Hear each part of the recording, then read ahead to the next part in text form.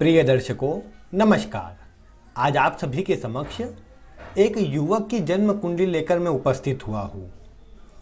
इस युवक के जो प्रश्न हैं वो मुख्यतः अपने करियर, घर और संतान से जुड़े हैं। तो आज इनके प्रश्नों के उत्तर भी हम इसी जन्म कुंडली से ढूंढेंगे और साथ ही साथ इनकी जन्म कुंडली का अध्ययन भी करेंगे। आप भी इनकी जन्म कुंडली अध्ययन करना चाहे तो इनकी डिटेल्स आपको सामने ही दिख रही है। इनका जन्म 8 फरवरी 1981 को हुआ है सुबह 6:30 बजे और जन्म स्थान है रीवा, मध्य प्रदेश। इस समय अवधि के अनुसार इनकी जो जन्म कुंडली बनती है वो बनती है मकर लग्न और मीन राशि की। मकर लग्न जो है ये पृथ्वी तत्वीय लग्न है और जो मीन राशि है ये जल तत्वीय राशि है। तो पृथ्वी और जल में आपस में सामंजस्य नहीं बैठता है, तालमेल नहीं बैठता है। ऐसी परिस्थिति में आप देख पाएंगे ऐसे व्यक्ति के मन में कन्फ्यूजन बहुत रहती है। क्या करना है, क्या नहीं करना है, ये सोचने विचारने में थोड़ी परेशानी का सामना करना पड़ता है। यहाँ पर फिर मीन राशि का प्रभाव भी आप जानते ही है कि मीन राशि में जन्मा व्यक्ति बहुत अधिक कल्पना करता है, बहुत अधिक सोचता है और परिणाम स्वरूप किसी एक चीज पर टिके रह पाना थोड़ा मुश्किल होता है। तो ये बात तो रहेगी ही इनके साथ, क्योंकि राशि और लग्न का तत्व एक है, एक नहीं है। तो ऐसी स्थिति में ये भी देखने को मिलेगा कि जीवन में थोड़ा मेहनत और संघर्ष अधिक करना पड़ेगा, तब जाकर के परिणाम मिलेगा। लेकिन खैर फिर भी यहाँ पर अगर कहा जाए तो लग्न और राशि के जो स्वामी हैं ये आपस में मित्र शत्रु तो नहीं होते, क्योंकि गुरु और शनि आपस में मित्र भी नहीं तो शत्रु भी नहीं, समभावस्थ ग्रह होते हैं। तो ऐसी स्थिति में ये प्रभाव कम से कम ठीक रहेगा। दोनों ही ग्रह लंबी मतलब धीरे धीरे चलते हैं, दीर्घगामी ग्रह है। तो ऐसी स्थिति में ये क्या बोला जा सकता है कि ये दोनों ग्रहों का प्रभाव व्यक्ति को धीमी गति से धीरे धीरे ही अच्छी सफलता दिलाएगा। एक बात और है, मैंने आपको पूर्व की वीडियो में बताया है कि जब भी चंद्रमा लग्न के स्वामी के या फिर लग्न के जो कारक ग्रह होते हैं उनके नक्षत्र में हो तो ऐसी स्थिति में वो अपना शुभ परिणाम देता है, व्यक्ति को ऊंची सफलता दिलाने में सक्षम होता है। यहाँ पर अगर आप चंद्रमा को देखेंगे तो यह है उत्तरा भाद्रपद नक्षत्र में, जो शनि का ही नक्षत्र है। तो लग्नेश जब भी चंद्रमा जब भी लग्नेश के नक्षत्र में हो तो ये बहुत अच्छा हो जाता है जीवन में तरक्की के लिए, सफलता के लिए। तो ये बात यहाँ पर इनको अच्छा परिणाम अवश्य देंगी। लग्न और राशि के स्वामी एक हो या एक साथ बैठे हो तो ये भी जीवन में सफलता के लिए अच्छा होता है। आप देख पाएंगे ऐसी स्थिति में भी आगे बढ़ने के लिए जो एक सही दिशा मिलनी चाहिए वो व्यक्ति को मिल जाती है और व्यक्ति तरक्की प्राप्त कर लेता है। एक बात और समझिए, देखिए इनका जो लग्न है मकर लग्न है, इनका जन्म शनि के नक्षत्र में हुआ। यानी सबसे पहले बचपन में आई शनि की महादशा, उसके बाद बुध की महादशा, फिर केतु और अब शुक्र की महादशा इनको वर्तमान में चल रही है। यानी बचपन से ही अगर आप देखें तो जिन ग्रहों की महादशा चल रही है वो ग्रह लग्न के कारक ग्रह है। जब भी लग्न के कारक ग्रहों की दशा चलती है तो जीवन में सफलता के लिए, तरक्की के लिए, उच्च पदों के लिए ये योग अच्छा होता है, क्योंकि लग्न के कारक ग्रह व्यक्ति को सफलता दिलाते हैं, आगे बढ़ने में सक्षम स्थिति बनाते हैं, जो कि इनके लिए अच्छा रहा है, अच्छा परिणाम इनको देते आया है। अब आइए फिर भी इनकी कुंडली में हम एक एक करके लग्न से हर एक ग्रह का अध्ययन चालू करते हैं। सबसे पहले देखिए मकर लग्न है। मकर लग्न के विषय में आपको एक बात जाननी चाहिए कि ये स्थिर लग्न के स्वभाव में आता है। इनके स्वभाव में जितनी भी चर राशि है, देखिए आप जानते हैं कि मेष, कर्क, तुला और मकर ये चारों चर राशि में आती है। लेकिन मकर में अगर आप देखेंगे तो चर का जो प्रभाव है यानी चलायमान जो प्रभाव है उसमें कमी है। शनि के प्रभाव में होने से मकर लग्न वाले धैर्यवान स्वभाव के होते हैं, धैर्य पूर्वक सोच विचार करके अपना निर्णय लेते हैं, ज्ञानवान बुद्धिमान तो होते ही है, परिस्थिति के अनुसार कार्य करना इनके विशेष स्वभाव में होता है। आप एक मगरमच्छ को जानते हैं, मकर राशि जो है इसका प्रतीक चिन्ह मगरमच्छ होता है। आप जानते हैं कि एक मगर पानी में स्थिर रूप में बैठे रहता है, अपने शिकार का इंतजार करता है पूरे धैर्य के साथ, और जैसे ही शिकार मिलता है झपट्टा मार करके उसे पकड़ लेता है। कहने का अर्थ यही कि मकर लग्न वाले भी इसी तरह के होते हैं। इनके स्वभाव में आप एक बात नोटिस कर पाएंगे कि ये अपने लक्ष्य के लिए पहले प्रतीक्षा करेंगे और जैसे ही लक्ष्य मिलेगा, जैसे ही अवसर मिलेगा, उसे प्राप्त करने के लिए पूरा जी तोड़ मेहनत करेंगे, पूरा उसे मेहनत करेंगे और अपना जो लक्ष्य है उसे प्राप्त कर ही लेंगे। तो ये इनका स्वभाव जो है इनको जीवन में तरक्की प्रदान करता है। वैसे एक बात अवश्य है, मकर लग्न की जब भी बात आती है ना तो मकर लग्न वाले अधिकतर किंग मेकर होते हैं, स्वयं किंग नहीं होते। यानी कहने का मतलब ये है कि मकर लग्न वाले दूसरों को उत्साहित करके, मोटिवेट करके, कहीं ना कहीं दूसरों को ज्ञान दे करके आगे बढ़ाते देखे गए हैं, लेकिन कई बार स्वयं पीछे रहते हैं, या स्वयं का स्वभाव कुछ इस तरह का होता है कि आगे सामने किसी के आना नहीं चाहते, बस चुपचाप अपना कार्य में लीन रहना चाहते हैं। तो वो स्वभाव कई बार अधिक देखने को मिलता है, क्योंकि ये लग्न ही किंग मेकर होता है। ऐसे लोग किंग मेकर होते हैं, किंग बनाने वाले होते हैं, लेकिन स्वयं किंग नहीं बनते या नहीं बन पाते, ये बात भी आप बोल सकते हैं। तो ये बात इनके जीवन पर लागू अवश्य होंगे, लेकिन फिर भी मकर लग्न है तो ये लग्न में धीमी गति से ही सफलता दिलाता है, लेकिन फिर भी ये अच्छा है। लग्न के स्वामी बनते हैं शनि। शनि साथ ही साथ द्वितीय भाव के भी स्वामी बनते हैं। लग्नेश और द्वितीय होकर के शनि का कुंडली के भाग्य भाव में बैठना निश्चित ही ये कुंडली को बल प्रदान करता है। एक और बात मैं आपको बता दूं, चलित कुंडली जब आप इनकी देखेंगे तो कोई भी ग्रह परिवर्तित नहीं हुआ है। जो ग्रह जहां नजर आ रहे हैं वहीं पर आपकी चलित भाव, चलित कुंडली में वहीं की वहीं बैठे हैं, जो भी ग्रहों की मजबूती को अच्छा करता है। तो लग्न और द्वितीय भाव के स्वामी शनि का भाग्य भाव में बैठना ये व्यक्ति को महाभाग्यशाली बनाता है। यहाँ पर साथ में गुरु भी है नवम भाव में, आप गुरु का फल जानते ही है। ये भी विशेष रूप से व्यक्ति के भाग्य को बढ़ाने का काम करता है, कुंडली के विभिन्न दोषों को दूर करने का काम करता है। तो इसीलिए बोल सकते हैं कि शनि और गुरु का यहाँ कुंडली के नवम भाव में बैठना, भाग्य भाव में बैठना निश्चित धन के लिए, भाग्य के लिए, सफलता के लिए बहुत अच्छा योग है और जीवन में तरक्की देने वाला योग है। एक बात और है, लग्न और द्वितीय भाव के स्वामी होकर के नवम भाव में बैठना, या फिर द्वितीय भाव, माफ कीजिएगा, यहाँ पर गुरु को भी अगर आप देखें, गुरु तीसरे भाव के और 12वें भाव के स्वामी है, इसके साथ में यहाँ पर शनि बैठे हुए हैं। तो इसका अर्थ क्या है, ऐसी स्थिति में कई बार जन्म स्थान से दूर रहने पर सफलता अधिक मिलती है। लग्नेश नवम भाव में हो तो वो भी यही बताते हैं। यहाँ पर तो जो शनि है ये तृतीय और द्वादश भाव के स्वामी के साथ भी है, तो ऐसे में ऐसा व्यक्ति जन्म स्थान से दूर रहे तो अधिक सफल होता देखा गया है। ये बात भी है कि देखिए इनके चंद्रमा जिस नक्षत्र में है, उत्तरा भाद्रपद नक्षत्र में, इसमें भी जन्म स्थान से दूर रहने पर सफलता अधिक मिलती है। साथ ही साथ पिता से सहयोग, घर परिवार के लोगों से सहयोग, दोस्त मित्र आदि से सहयोग कम मिलता है। इसी के कारण भी व्यक्ति कई बार जन्म स्थान से दूर रहता है। बचपन से ही कई बार या तो बाहर चला जाए और फिर वहां रह करके कार्य करे, वहीं पर जीवन बनाए, वहीं पर सफलता प्राप्त करे, ये बातें बढ़ जाती है। इनके लिए भी यही बातें बढ़ रही है। तो गुरु शनि का जो परिणाम है यहाँ पर, ये इनको बाहर लेकर के जाए, बाहर रखे और वहीं पर ये कार्य करके सफलता प्राप्त करे, ये योग इनके अवश्य से बनते हैं। इसके पश्चात आप अगर देखें तो लग्न में ही यहाँ पर शुक्र, केतु और सूर्य बैठे हैं। एक एक करके बात करते हैं। सबसे पहले देखिए शुक्र की बात करते हैं। शुक्र मकर लग्न की कुंडली में सर्वाधिक योग कारक ग्रह होते हैं। एकमात्र ऐसे ग्रह होते हैं जो बलवान स्थिति में हो तो सभी सुख देने में सक्षम है।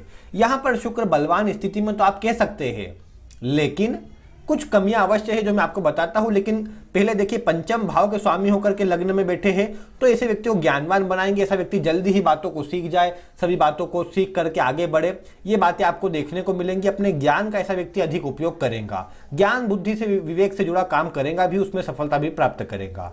दशम भाव का स्वामी होकर के शुक्र लग्न में है, तो अपने कार्य को अहमियत देना, कार्य में किस प्रकार आगे बढ़ा जाए, ऐसा व्यक्ति इस तरह का विचार अधिक से अधिक करते रहता है। किस प्रकार अपने आप को और मजबूत किया जा सकता है, धन आदि की स्थिति को अच्छा किया जा सकता है, ये बातें ऐसे व्यक्ति के दिमाग में अधिक चलती है और इसलिए ऐसा व्यक्ति अधिक सफलता भी प्राप्त कर लेता है।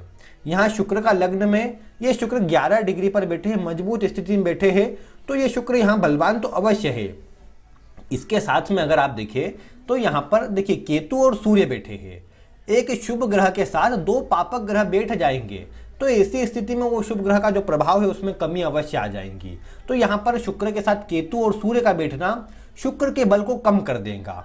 फिर एक बात यह भी है कि शुक्र मकर राशि में यानी शनि की राशि में इतने शुभ परिणाम को नहीं देते हैं, क्योंकि शुक्र जो है भोग विलास के कारक ग्रह है और शनि जो है वैराग्य के कारक ग्रह है। इसीलिए शुक्र का प्रभाव शनि की राशियों में कम हो जाता है और जिसका प्रभाव वैवाहिक जीवन पर, सुखों पर, संतान पर, क्योंकि शुक्र ही देखा जाए तो वीर्य का कारक ग्रह हो जाता है, तो शुक्र का प्रभावित होना, पीड़ित होना, संतान होने में परेशानी देता है, स्वास्थ्य संबंधी भी कुछ रोग देता देखा गया है। केतु और सूर्य के साथ है तो ये भी कहीं ना कहीं शुक्र के प्रभाव को कमजोर करने का काम करेंगे, या जो शुक्र के कारकत्व जहां पर भी आते हैं उन चीजों को प्राप्त करने में से व्यक्ति को अधिक संघर्ष या मेहनत करना पड़ेगा। यानी करियर की बात है तो करियर में अधिक मेहनत करना पड़ेगी। संघर्ष के बाद अपने करियर को ऐसा व्यक्ति ये बोल सकते हैं स्थिर कर पाएगा। पंचम भाव से संतान का, ज्ञान का, जैसे शिक्षा आदि का विचार भी करते हैं। तो मैंने आपको बताया भी है कि मकर लग्न में कई बार जो शिक्षा ग्रहण की जाए वो काम नहीं आ पाती है, या व्यक्ति अलग ही कार्य कर रहा हो, ये बातें भी बढ़ जाती है, तो वो बात भी रहती है। और शुक्र यहाँ केतु सूर्य के साथ है तो वो भी कई बार शिक्षा आदि में रुकावटों को बताता है। ज्ञान तो ऐसे व्यक्ति को बहुत होता है, लेकिन मतलब ये बोल सकते हैं कि जो शिक्षा होती है, जो किताबी ज्ञान बोल सकते हैं, उसमें कई बार या तो कमी रही या उसका उपयोग इतना ना हो पाए, ये बातें बढ़ जाती है। लेकिन फिर भी शुक्र को यहाँ बलवान किया जा सकता है, उसके बल से सभी सुखों को और अधिक मात्रा में अर्जित किया जा सकता है। यहाँ सूर्य केतु भी है। सूर्य केतु का योग व्यक्ति को तरक्की या मान सम्मान अधिक प्रदान करता है। सूर्य लग्न में हो तो ये अच्छा होता ही है, क्योंकि ऐसे व्यक्ति का आभा, जो एक सौंदर्य होता है, शरीर भी आप बोल सकते हैं, चेहरा विशेषकर ऐसी चमक से युक्त होगा जो सभी को प्रभावित कर लेगा, अपनी ओर आकर्षित कर लेगा। और सूर्य यहाँ माफ कीजिएगा अष्टम भाव के स्वामी भी है। ऐसी स्थिति में आप ये देख पाएंगे ऐसे व्यक्ति को जो गुप्त विषय होते हैं, फिर बोल सकते हैं ओकल्ट साइंस हो या तंत्र मंत्र आदि से जुड़े विषय हो, ज्योतिष आदि विषयों में ऐसे व्यक्ति की रुचि अधिक होती है। तो ये बात भी है, सूर्य का प्रभाव भी यहाँ अच्छा है, तो कोई वो खराबी की बात नहीं। ऐसा व्यक्ति भले निचले पद से प्रारंभ करे, लेकिन धीरे धीरे, जैसे सूर्य, जैसे जन्म इनका सुबह का है, तो सूर्य जैसे धीरे धीरे करके अपने परम तेज को प्राप्त करता है, वैसे ये भी धीरे धीरे करके अपने परम तेज को प्राप्त करते हैं सूर्य के लग्न में होने से। तो ये बात इनके लिए अच्छी तरक्की को देने वाला योग है ये। यहाँ पर फिर बात करें मंगल और बुध की, तो देखिए बुध का द्वितीय भाव में यहाँ पर देखेंगे अगर आप, तो शनि और बुध ने यहाँ राशि परिवर्तन किया है। द्वितीय भाव के और नवम भाव के स्वामी का राशि परिवर्तन केवल सामान्य योग नहीं होता, ये राजयोग होता है, क्योंकि ये लक्ष्मी योग है। मैंने आपको पूर्व की वीडियो में बताया था कि जब भी पंचम भाव या नवम भाव के स्वामी द्वितीय भाव के स्वामी के साथ परिवर्तन कर ले, साथ में बैठ जाए, केंद्र आदि में मजबूत स्थिति में हो, तो ये लक्ष्मी योग होता है। तो इनकी कुंडली में बुध और यहाँ शनि के परिवर्तन से लक्ष्मी योग बन रहा है, जिसके कारण जीवन में कभी भी धन की कमी नहीं होगी, जो कि अच्छी बात है। इसके पश्चात अगर आप देखें तो इनकी कुंडली में मंगल भी जो चतुर्थ भाव और लाभ भाव का स्वामी होता है, ये द्वितीय भाव में है, जिसने महाधनी योग बनाया है। तो ऐसी स्थिति में मंगल और बुध की स्थिति इनको धन आदि देने में अच्छी है, अच्छा सक्षम प्रभाव देंगी। ये बात अलग है कि अभी देखिए शुक्र में शुक्र का अंतर चालू हुआ है, तो इसलिए उसका प्रभाव इतना सकारात्मक नहीं मिला हो। साथ ही पूर्व में केतु की अंतरदशा रही है, तो माफी ना, केतु की महादशा रही है, तो केतु भी लग्न में होकर के इतना शुभ परिणाम नहीं देता, बल्कि ऐसे व्यक्ति को अन्य लोग ठगने का प्रयास करते हैं, अन्य लोग दोस्त मित्र आदि धोखा देने का प्रयास करते, ये बातें बढ़ जाती है।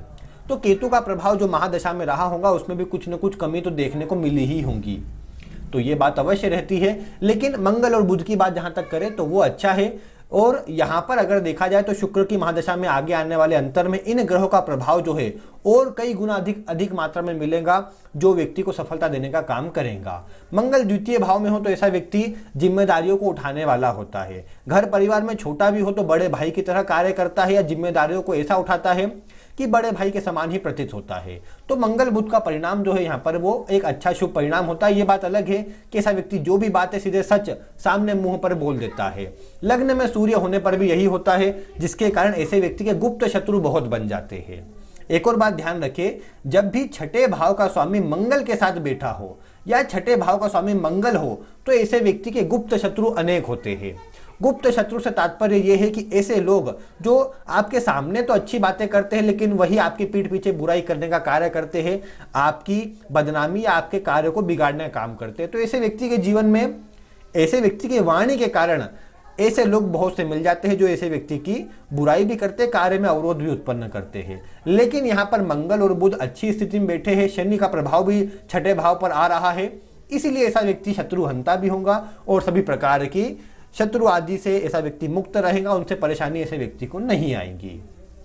तो ये बात भी यहाँ पर इनके लिए अच्छी है, जो इनके जीवन को सकारात्मक प्रभाव देने वाली है। इसके बाद आप देखिए कि चंद्रमा की बात करें। चंद्रमा इस कुंडली में सप्तम भाव का स्वामी है, तीसरे भाव में बैठा है। प्रायः ऐसे स्थिति में कोई जान पहचान का व्यक्ति रिश्ता बताता है या कहीं ना कहीं जान पहचान में विवाह होता देखा गया है। लेकिन सप्तम भाव में यहाँ राहु बैठे हैं, चंद्रमा यहाँ मीन राशि में है। ऐसे में क्या होता है कि कई बार जो वैवाहिक जीवन की स्थिति होती है वो इतनी सुखद स्थिति कई बार देखने को नहीं मिलती है, क्योंकि जीवन साथी का स्वभाव चिड़चिड़ा, जिद्दी, चंचल या अधिक मतलब भटकाव वाला होता है।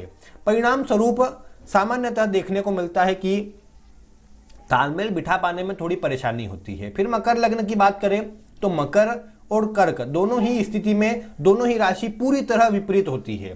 थोड़ा प्रभाव भी मैच नहीं कर पाता, जिसके कारण भी थोड़े वैवाहिक जीवन में कमजोरी देखने को मिलती है। साथ ही आप लग्न और राशि सप्तम के स्वामी को देखें तो ये दोनों एक दूसरे से आमने सामने बैठे हैं। ऐसी स्थिति में भी आप क्या देख पाएंगे कि जब भी लग्न और सप्तम के स्वामी आमने सामने बैठे हो तो ये भी थोड़ा विरोधाभास उत्पन्न करता है, या सामान्यतः दोनों में वाद विवाद या फिर झगड़े छोटी छोटी बातों को होकर के छोटी छोटी बातों को लेकर के होते रहे, ये बात देखने को मिलती है। तो ये बात यहाँ चंद्रमा से भी आ रही है। लेकिन चंद्रमा स्वयं अगर बात करें तो तीसरे भाव में वैसे तो चंद्रमा का प्रभाव ऐसा विशेष शुभ नहीं बोल सकते, लेकिन ये बात जरूर है कि छोटी मोटी यात्राएं करवाए, नए नए लोगों से जुड़वाए। और फिर मंगल बुध ना, तो आप ये भी देख पाएंगे ऐसा व्यक्ति जल्दी ही दूसरों को अपनी बातों से प्रभावित कर लेगा, अपनी बात से प्रभावित करके अपना कार्य भी निकलवा ले। अब कोई भी चीज अगर ऐसे व्यक्ति को बेचना हो तो ऐसा व्यक्ति बहुत अच्छा मार्केटिंग स्किल वाला होता है। लाभ भाव का स्वामी भी है, तो नए नए लोगों से जुड़ करके अपना कार्य बनवाता भी है और सभी को मतलब कहीं ना कहीं अपनी बातों से प्रभावित कर देता है। तो ये बात यहाँ पर अच्छी है। बस कोशिश करना चाहिए कि मंगल का अधिक प्रभाव यहाँ ना बढ़े, यानी गुस्सा झगड़ा विवाद ऐसे व्यक्ति को उससे बचाव करना चाहिए, क्योंकि उससे बना बनाया काम ऐसे व्यक्ति का कई बार बिगड़ सकता है। फिर जो लाभ के मार्ग है उसमें भी अवरोध उत्पन्न होगा और परेशानी बढ़ेगी। वैसे जब भी लाभ भाव का स्वामी बुध के साथ हो तो ऐसा व्यक्ति एक से अधिक मार्ग से धन लाभ अर्जित करता है। तो ये योग इनकी कुंडली में अगर योगों की बात करें तो वो अच्छे हैं, कम से कम अपना शुभ परिणाम दे रहे हैं। नवमांश की बात करेंगे तो भी वहां पर सप्तम वहां पर लग्न का स्वामी चंद्रमा सूर्य के साथ है, जो थोड़ा पीड़ित हो रहा है। चंद्रमा तो यहां भी पीड़ित हो रहा है। यहां पर शनि और गुरु की दृष्टि है, विशेषकर शनि की दृष्टि इसे विशेष प्रभावित करेंगी और मानसिक अशांति चिंताओं को बढ़ाने का काम करेंगी, ऐसा कि जल्दी घबरा जाए। क्योंकि राहु की दृष्टि भी है, शनि की दृष्टि भी है, तो ये बातें कई बार अधिक देखने को मिल सकती है। क्योंकि नवमांश में भी सूर्य चंद्रमा दोनों साथ में है, उस पर भी राहु की दृष्टि है, तो ये बातें बढ़ जाती है, ऐसा व्यक्ति चिंता अधिक करता है। शुक्र दशम में ही है तो ये शुभ योग है, ये कहीं ना कहीं जीवन में धन आदि के लिए अच्छा है। शनि गुरु देखिए दोनों यहाँ पर भी एक साथ थे, यहाँ भी एक साथ है, यानी इसका जो परिणाम है वो इन्हें जीवन पर्यंत शुभ मिलता रहेगा। लाभ भाव में भी बैठे हैं यहाँ पर, तो ये भी मतलब अच्छा परिणाम देंगे। ये बात अलग है, यहाँ राहु मंगल का साथ होना और यहाँ पर भी मंगल का प्रभाव अष्टम में आना चोट चपेट की एक्सीडेंट आदि की स्थिति को बताता है, और साथ ही साथ ऐसे व्यक्ति को पेट संबंधी परेशानियों को अधिक देने का काम करता है। तो ये कुछ बातें रहेंगी, लेकिन ऐसा व्यक्ति धार्मिक होगा, परोपकारी होगा, दूसरों की सेवा करेगा। केतु के प्रभाव से भी आता है, शुक्र के प्रभाव से भी अधिक खर्चीले स्वभाव का होगा। ये सब बातें देखने को मिलेंगी। लेकिन अच्छी बात अगर इनकी कुंडली में कुछ है तो वो यही है, सबसे प्रमुख बात, कि इनको जो दशाएं चल रही है सब अच्छे ग्रहों की चल रही है। और अब शुक्र में शुक्र का अंतर जो अगले वर्ष जनवरी में समाप्त हो जाएगा, उसके बाद तो इनको जो परिणाम मिलना है और कई गुना अधिक अच्छा मिलेगा। तो यानी इनके लिए कहा जाए तो कुंडली की जो ग्रह अवस्था है बहुत अच्छी है।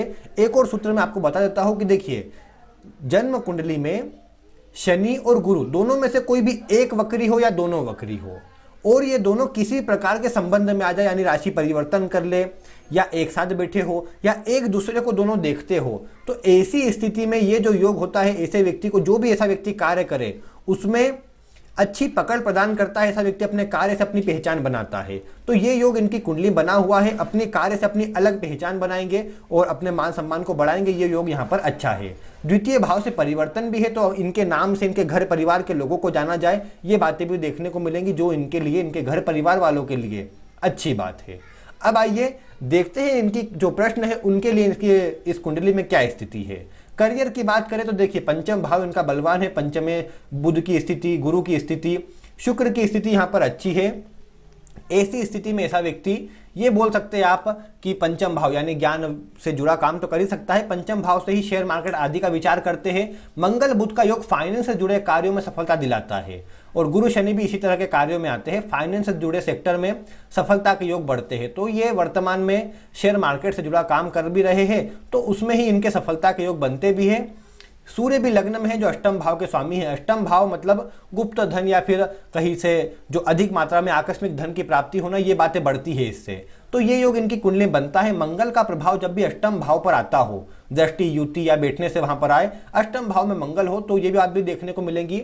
आकस्मिक धन लाभ ऐसे व्यक्ति को कभी भी आकस्मिक रूप से हो सकता है, ये बात देखने को मिलती है। तो इसलिए यानी इनके लिए शेयर मार्केट से जुड़ा काम करना अच्छा है। फाइनेंस से जुड़ा काम विशेषकर बहुत अच्छा है। बुध का शनि से परिवर्तन भी है।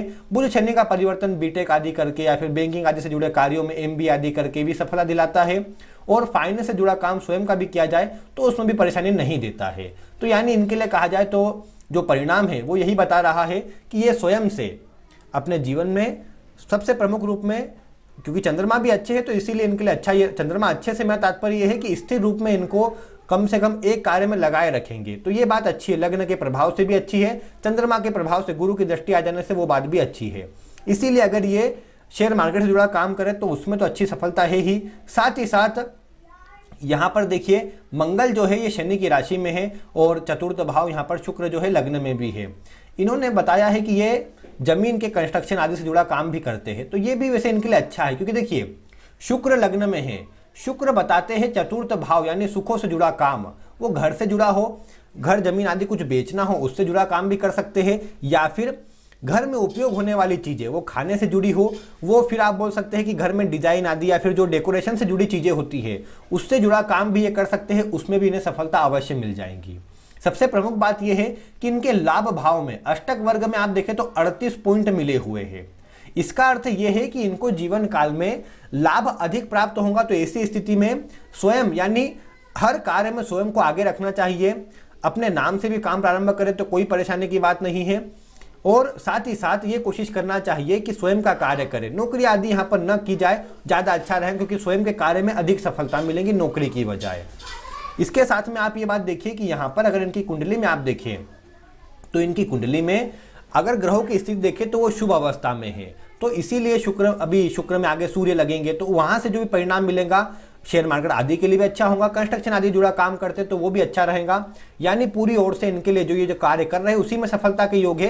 कोई कार्य अगर जोड़ना चाहे तो फाइनेंस से जुड़ा, एडवाइजरी से जुड़ा काम कर सकते हैं, क्योंकि यहाँ पर गुरु शनि का प्रभाव भी है, बुध भी है, शुक्र भी है, तो ज्ञान देना, सलाह देना, शिक्षा देना, इससे जुड़े काम भी इनके लिए अच्छे आएंगे। फाइनेंस से जुड़ी कोई भी किसी को सीख देना हो तो वो काम भी ये कर सकते हैं, उसमें भी इन्हें अच्छी सफलता अवश्य मिल जाएंगी। इसके बाद इनका अगला प्रश्न स्वयं के घर कब बनेगा इससे जुड़ा था। एक बात तो देखिए कि इनकी कुंडली में अगर आप चतुर्थ भाव को देखें या दशम भाव को देखें, दोनों ही भाव खाली है, आप देख पा रहे हैं। साथ ही इन भाव पर किसी भी ग्रहों की दृष्टि नहीं है, यानी चतुर्थ और दशम भाव दोनों सुप्त है। इसका अर्थ केवल इतना ही है कि इन भावों का परिणाम लेने के लिए अधिक मेहनत करना पड़ेगी, लेकिन इनसे जुड़े ग्रहों की दशा चलेंगी तो परिणाम अच्छा मिल जाएगा। जो शुक्र की महादशा अच्छी आ गई है, शुक्र से यहाँ पर पंचम भाव, दशम भाव तो एक्टिव होगा ही, चतुर्थ भाव भी होगा, क्योंकि चतुर्थ भाव के शुक्र कारक होते हैं। नवमांश में शुक्र की राशि चतुर्थ भाव में भी है, तो चतुर्थ भाव का परिणाम भी यहाँ पर इन्हें अवश्य से प्राप्त होगा। यानी कहने की बात है कि शुक्र की जो महादशा है ये 20 वर्षों की है, इनके जीवन का गोल्डन टाइम ये है, और अब अगले वर्ष के जनवरी से जो शुक्र का प्रभाव चालू होगा ये इसमें और बढ़ोतरी करेगा, जो इनके लिए प्लस पॉइंट है। और इसमें भी अगर देखें तो शुक्र में मंगल का समय 2025 के अक्टूबर से इनको चालू होगा, वहीं पर जाकर के जो परिणाम है वहां से अच्छा मिलना चालू होगा। विशेषकर सबसे अच्छा समय इनके लिए 2026 के मई में आया है। 2026 के मई में वहां पर गुरु का गोचर भी शुभ है, शनि आदि ग्रह चतुर्थ भाव को एक्टिव भी कर रहे हैं, और उस समय अवधि पर प्रयास किया जाए तो सफलता के जो योग है बहुत अच्छे हैं। स्वयं का घर उस समय पर ये अच्छा बना पाएंगे। शुक्र लग्न में भी है तो आलीशान और भव्य घर बना पाएंगे और उस पर अधिक खर्च करेंगे, तो ये बात यहाँ पर इनके लिए अच्छी है और अपने घर का सुख इनको अवश्य से प्राप्त हो जाएगा। इसके पश्चात इनका प्रश्न संतान से जुड़ा था। तो देखिए पंचम भाव के स्वामी शुक्र बनते हैं, मैं आपको बता चुका हूं शुक्र की स्थिति यहाँ अच्छी अवश्य है, लेकिन केतु सूर्य और मकर राशि में होने से कमजोरी का प्रभाव अवश्य बना है। अब दशा चालू हुई है तो ये अच्छी बात है। शुक्र में शुक्र का अंतर निकलने के बाद ये कहा जा सकता है कि जो परिणाम है वो शुभ बनेगा। इसमें फिर आप देखें तो नवमांश में शुक्र से सूर्य और चंद्रमा दोनों पंचम स्थिति में बैठे हैं, यानी नवम पंचम का योग बना रहे हैं। ऐसे में शुक्र में सूर्य की अंतरदशा और चंद्रमा की अंतरदशा दोनों ही संतान देने में सक्षम नजर आ रही है। गुरु का गोचर देखें तो अभी मीन राशि में है, जहां से वो नवम भाव को देखते हैं, लेकिन दशा अभी सहयोगी नहीं। इसके बाद अप्रैल में गुरु यहाँ चतुर्थ भाव में आ जाएंगे, मेष राशि में आ जाएंगे, जहां पर से फिर वो योग नहीं बनाएंगे। यानी 2024 के मई में गुरु का गोचर होगा यहाँ पंचम भाव में, वहां पर जाकर के जो परिणाम है वो ज्यादा अच्छा आ रहा है। उस समय पर जो योग बनेंगे वो इनको सफलता भी देंगे और संतान की स्थिति भी उस समय पर बनेगी, क्योंकि उस समय पर शुक्र में चंद्रमा की अंतर्दशा चालू हो जाएंगी जो विशेष शुभ परिणाम संतान के लिए दे रही है और संतान का सुख भी इनको अवश्य से प्राप्त हो जाएगा। कई बार बस यही होता है शुक्र केतु का प्रभाव एक साथ हो या गुरु शनि साथ में हो, और फिर पंचम भाव को अगर देखें तो यहाँ पर मंगल की, केतु की, हालांकि गुरु की दृष्टि भी है, तो गुरु की दृष्टि बता रही है कि संतान आदि का सुख मिलेगा, लेकिन मंगल केतु कारण डिले होगा, तो वो बात यहाँ पर अवश्य आ रही है। लेकिन फिर भी अगर यहाँ पर कहा जाए तो आगे 2024 के मई के बाद जो गुरु का गोचर यहाँ पर बदलेगा वो संतान के योग बनाएगा। फिर एक बात ये भी है कि संतान के लिए पति पत्नी दोनों की कुंडली देखना चाहिए। तो वैसे तो मैंने इन्हें इनकी पत्नी की कुंडली भेजने की जानकारी दे दी है, उनकी कुंडली से मिला करके मैं उन्हें अवश्य बता दूंगा, लेकिन इनकी कुंडली से अगर देखा जाए तो यहाँ पर गुरु का जो प्रभाव है वृषभ राशि में आते ही इनकी दशा आदि भी सहयोगी हो जाएंगी और परिणाम इनको अच्छा मिल जाएगा। तो इस प्रकार इनके जो प्रश्न है उसके उत्तर भी आपने देखे किस प्रकार इनकी कुंडली से आ रहे हैं। आप भी इनकी कुंडली के विषय में कुछ कहना चाहे, आपका स्वागत है, आप कमेंट में अवश्य से जानकारी दे सकते हैं। बाकी कुंडली यहाँ पर मैं कहूंगा कि अच्छी कुंडली है, मजबूत कुंडली है, बल अच्छा है। यहाँ पर बस चाहिए कि मन को स्थिर रखे, क्योंकि आगे अभी 7.5 प्रारंभ होने वाली है जनवरी से ही, तो मन स्थिर रखे और भटकाव की ओर न जाए। क्योंकि आपको मैंने एक सूत्र बताया था कि मकर लग्न या राशि वाले व्यक्ति जीवन में एक बार अपना सब कुछ पुनः समाप्त कर देते हैं या पुनः शून्य पर आ जाते हैं, पुनः उन्हें नुकसान उठाना पड़ जाता है। तो इसलिए मैं कहूंगा कि इनके जीवन में ऐसी घटना न हो, उसके लिए चाहिए, अभी 7.5 ये करवा सकती है, उसके लिए उनको चाहिए कि ये मन को स्थिर रख के कार्य करे, बड़े परिवर्तन की ओर, बड़े बदलाव की ओर न जाए, यही कार्य में धीरे धीरे कदम बढ़ाते रहे, अच्छी सफलता मिल जाएगी। और ज़्यादा दूसरों पर विश्वास न करें, स्वयं पर विश्वास करके कार्य करेंगे तो बहुत अच्छा रहेगा। ये कुछ बातों का ध्यान रखकर अगर ये आगे बढ़ते हैं तो निश्चित इनके जो योग है इनको सफलता देंगे और जीवन में तरक्की देने का काम करेंगे। बाकी प्रिय दर्शकों, आप इनकी जन्म कुंडली से कुछ और अन्य बातें देख पाए हो, आप कुछ बताना चाहे तो आप वीडियो में कमेंट करके बता सकते हैं। आज की वीडियो में बस इतना ही। वीडियो देखने के लिए आप सभी का बहुत बहुत धन्यवाद।